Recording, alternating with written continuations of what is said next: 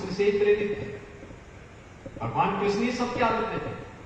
आज हम जो कुछ भी करते हैं, परित्राणाय साधुनाम विनाशाय च दुष्कृताम, तो उसके पीछे भगवान की ही वाणी है, भगवान का ही मंत्र है, उन्हीं का आदेश है और उन्हीं का उपदेश भी है। और उसी उपदेश पर प्रेरणा लेकर के आज हम सब यहाँ पर उपस्थित हुए हैं।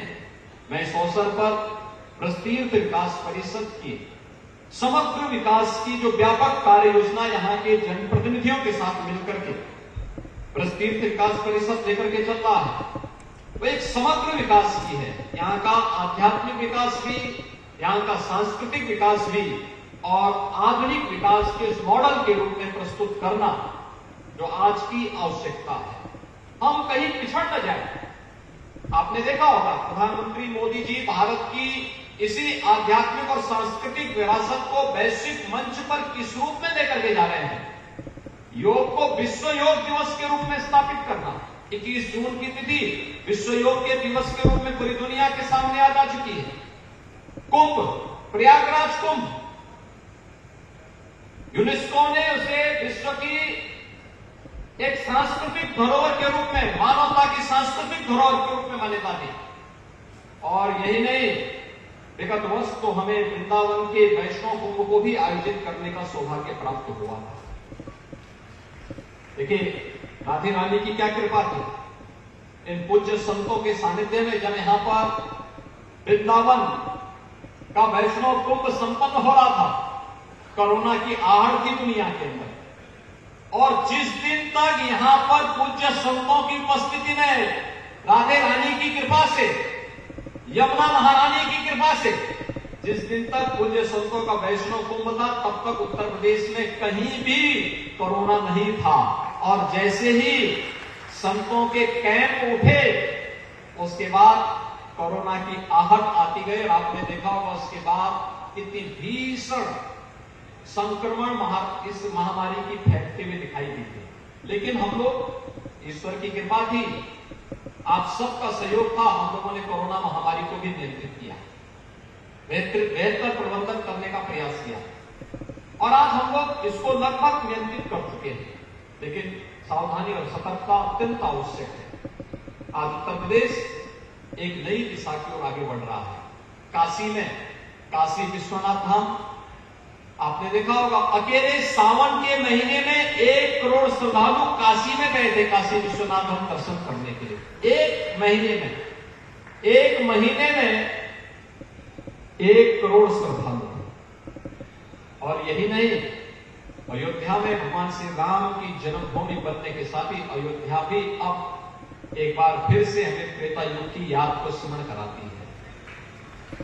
आज मथुरा, वृंदावन, बरसाना, गोकुल, बलदेव, गोवर्धन, राधा कुंड, ये जितने भी हमारे पवित्र धाम हैं, तीर्थ हैं, इन सब के समग्र विकास के साथ साथ इनके आध्यात्मिक और सांस्कृतिक धरोहर को सुरक्षित करने के लिए सरकार निरंतर प्रयास कर रही है, निरंतर उसके लिए लगी हुई है। पूज्य संतों के सानिध्य में हम सबको सफलता प्राप्त हो, आज यही प्रार्थना करने के लिए मैं यहां पर आया हूं।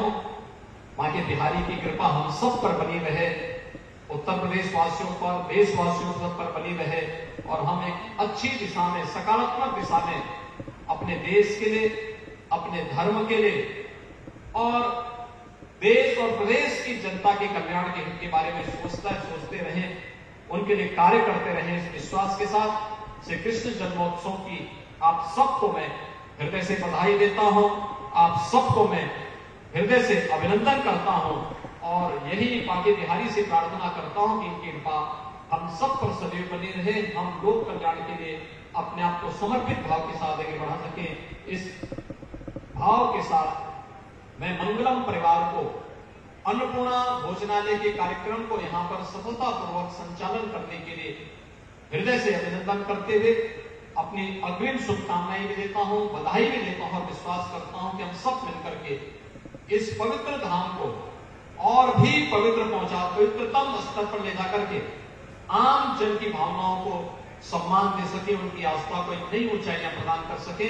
इस अवसर पर हमारे जितने भी पूज्य संतजन आए हैं, हरिद्वार से हमारे आचार्य बालकृष्ण जी आए हैं, पूज्य संतों की उपस्थिति, मुझे उनका स्वागत करने का सौभाग्य प्राप्त हुआ। इन सभी पूज्य संतों का मैं इस अवसर पर हृदय से अभिनंदन करता हूँ। श्री कृष्ण जन्मोत्सव की हृदय से बधाई और शुभकामनाएं आप सबको देते हुए अपनी वाणी को यहीं पर विराम देते हुए आप सबको एक बार फिर से आप मेरे साथ बोलेंगे, बोले वृंदावन बिहारी नाथ की, भारत माता की, भारत माता की, भारत माता की।